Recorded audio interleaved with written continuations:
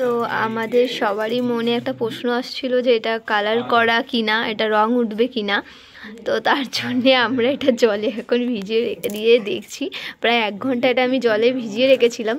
তো এখন দেখছি এটার মধ্যে থেকে রং উঠছে কিনা। তো দেখলাম যে না, কোনো রং উঠছে না। তার মানে এটা নিজস্ব রং, নিজস্ব কালার, কোনো রং দেওয়া না এটা। হ্যালো এভরিওয়ান, সকলকে জানাই আমার চ্যানেলে অনেক অনেক স্বাগত। আশা করি সকলে খুব ভালো আছেন, সুস্থ আছেন এবং আমিও ভালো আছি। আর চলে আসলাম আবারও আজকে একটা নতুন ব্লগ নিয়ে। ফুলকপিগুলো এনেছে মা, দেখতে দেখতে 2 দিন হয়ে গেল, আর বেশি দিন লাগলে এবার নষ্টই হয়ে যাবে। লাস্টে দেখবো পেটে না গিয়ে ডাস্টবিনেই গেছে। তাই লাস্টে কি রান্না করব ফুলকপিগুলো বুঝতেই পারছিলাম না। মা লাস্টে বললো যে তরকারি করার দরকার নেই, তুমি এক কাজ করো, ভাজাই করে দাও, কারণ তরকারি এতবার খাওয়া হয়েছে না, আর ভালো লাগছে না তরকারি খেতে। তো আজকে আমরা এই কালারিং ফুলকপিগুলোর ভাজা করব এবং দেখবো কেরকম খেতে হয়। তোমরা কি এর আগে কোনোদিন কালারিং ফুলকপি খেয়েছো? তাহলে কেমন খেতে হয় অবশ্যই কিন্তু জানিও। আর আমি খাইনি এর আগে, এমনি কালারিং বাঁধাকপি খেয়েছি, বাট কালারিং ফুলকপি খাইনি। তো মা দেখতেই পাচ্ছ যেরকম নর্মাল ফুলকপি কাটে ছোটো ছোটো করে, সেরকমভাবেই কেটে নিয়েছে যাতে ভাজাটা হতে খুবই সুবিধা হয় এবং তাড়াতাড়ি ভাজাটা হয়ে যায়। তো দুটো কপিকে একসঙ্গে নিয়ে শুকনো লঙ্কা ফোড়ন দিয়ে তেলের মধ্যে ভাজতে মা বসিয়ে দিয়েছে।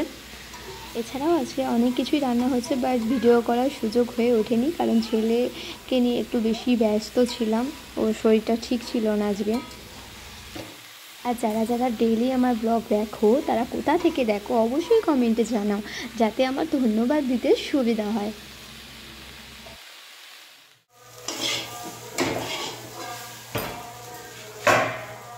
পার্পেলগুলো আরও ভাজার পর কালো কালো হয়ে গেছে, মনে হচ্ছে যেন পুড়ে গেছে, কালো কালো গেছে।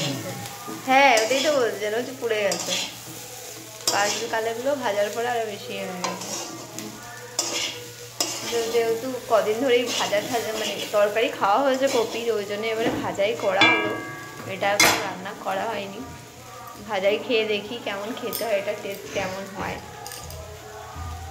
তো রাতের খাওয়া দাওয়ার পরে এবার শুয়ে পড়েছি আমরা সবাই, আর আমার ছেলে দেখতেই পাচ্ছ পুরো রাম কীর্তন করছে এখন বিছানার মধ্যে। আর কপিটা খেতে খানিকটা বকলির মতন। রোজ রাতে এভরিডে ওর রাতের এটা নাটক, রোজ রাতের এটা ওর নাটক ঘুমানোর আগে। আমি তো জাস্ট পাগল হয়ে যাই আমরা। আর ওর খেলা মানে হচ্ছে এটাই, আমার ক্যামেরায় এসে দেখতে হবে না। আর ওর খেলা মানে হচ্ছে এটাই যে এর তার গায়ে পড়বে। ও কি যে মজা পায় ভগবান জানে। ওর বাবার শরীর ভালো থাকে না, ও জানে, তারপর ওর বাবার শরীরে পড়বে, আমার শরীরের ওপর লাগাবে। কালকে তো আমার পেটের ওপর লাগিয়ে দিয়েছিল, এ দেখো, বুঝেছো?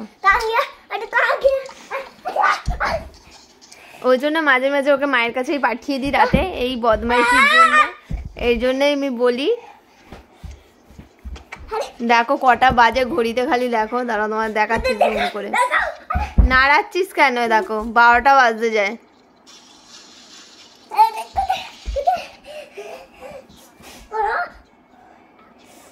দেখেছো 12টা বাজতে যায়, 11:40 বাজে, এখনো ওর কোনো নেই।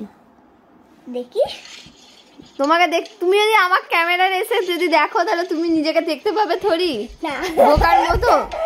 ও আমার দিকে এসে ক্যামেরা দেখে বলছে দেখি, ওইভাবে দেখা যায় কখনো? আগে বল আমাকে। হ্যাঁ, এখন জাদু হয়েছে, জাদু জাদু। তাহলে কিরম ভাবে জাদু হয়? পেছনে যা, একটা বাচ্চা হাত নেই, তার জন্য দুটো হাত থাকে। ও জাদুর হাত ছিল? কে বললো তোকে জাদুর হাত ছিল না? হাত ছিল, জাদুর হাত ছিল। Hello, bye bye. আমি বদমাইশি করছি এত রাতে, তোমরা দেখো সবাই। এই গেঞ্জিগুলোকে টেনে টেনে এইভাবে বাড়িয়ে দেয়, গেঞ্জিগুলোকে টেনে টেনে এইভাবে বাড়িয়ে দেয়। ঠিক হয়েছে, লেগেছে চোখে? আরো বেশি বেশি করে কর, আরো বেশি বেশি করে কর, চোখে লেগে যাচ্ছে। ঠিক আছে, ঠিক আছে, ঠিক আছে। এদিকে বরের মাথা যন্ত্রণা করছে, বরের মাথা টিপে দিচ্ছি। দেখো না ওর কি হয়েছে মাথা। বাবা সর দেখি, দেখাই একটু, সর। ঘাড়ের ওপর উঠে এইভাবে মাথা কে টিপে দেয় ভাই? লেগে যাবে তো পাপার। লাগবে না, লাগবে না, ভালো কথা। যখন পাপা রেগে যাবে না তখন দেবে। এখন ওর মাথায় কত ঘা হয়েছে, যার জন্য ন্যাড়া হয়ে গেছে লাস্টে বাধ্য হয়ে। পুরো এরকম অনেক ঘা হয়ে গেছে, হাতেও হয়েছে।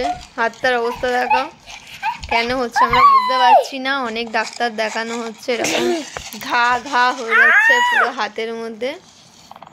দেখো ফুসকার মতন। প্রথমে তো অ্যাক্সিডেন্ট করেছিল পুজোর সময়, তখন তো সেই হাত কেটে গিয়ে এরকমভাবেই ভুগলো, শোকাচ্ছে না এই হাতে হয়েছিল সেটা। এখন এই হাতটা মোটামুটি অনেকটাই কমে গেছে, দেখা ভালোতে দেখো অনেকটাই কমে গেছে, কিন্তু এই হাতটা এরকম ফুসকার মতন এরকম পড়ছে, এমনকি জ্বালাও করছে পুরো, যেমন পুড়ে গেলে যেরকম জ্বালা করে সেটা এগুলো মলম দেওয়া হয়েছে সাদা সাদাগুলো, কমছেই না, কিছুতেই কমছে না।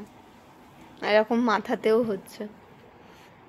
তোমরাই বলো এটা কি ধরনের ডিজিজ হতে পারে, যদি কারো জানা থাকে।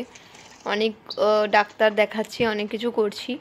এবার আমাদের ধারণা যেটা, যে তো 4 বছর হয়ে গেল ডায়ালিসিস করছে, তার জন্যে হয়তো হচ্ছে, যেহেতু স্কিনটা ওর পাতলা হয়ে গেছে, নিতে পারছে না আর। এবার কোথাও না কোথাও তো একটা তো এফেক্ট করবেই, এতদিন ধরে ডায়ালিসিস নিচ্ছে, তাও হয়তো সেটা স্কিনের মাধ্যমেই হচ্ছে। মুখটা কত কালো হয়ে গেছে, কত কালো হয়ে গেছে মুখটা ওর। এখন আর ফটোও তুলতে চায় না, আর কোথাও বেরোতেও চায় না। এটা কি হচ্ছে, মুখ দিয়ে থুতু বের করছো কেন?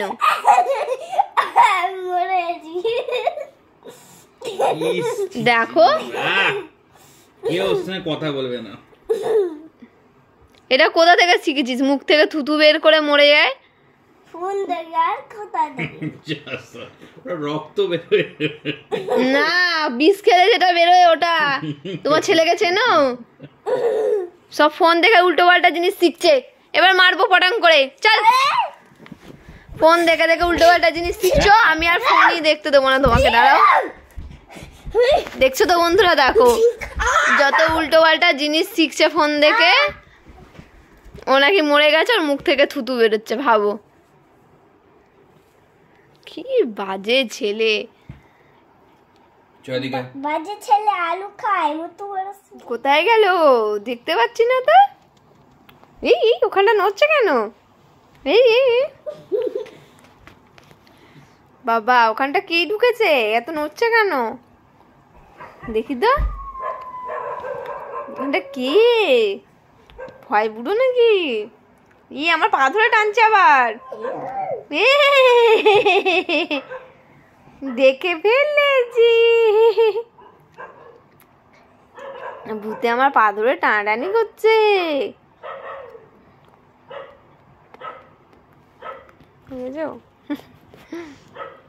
কতক্ষণ চলবে, কটা অবধি চলবে এরকম? ঘুমোবি না? এত দুষ্টুমি করছে, তাও ওর এখনো অবধি একটু এনার্জি কম হয়নি। এই করতে করতে 12:30 অলরেডি বাজিয়ে দিয়েছে। ঘুম না পেলেও আমার তো জোরে ঘুম পেয়ে গেছে। তো আজকের মতন এখানেই শেষ করলাম।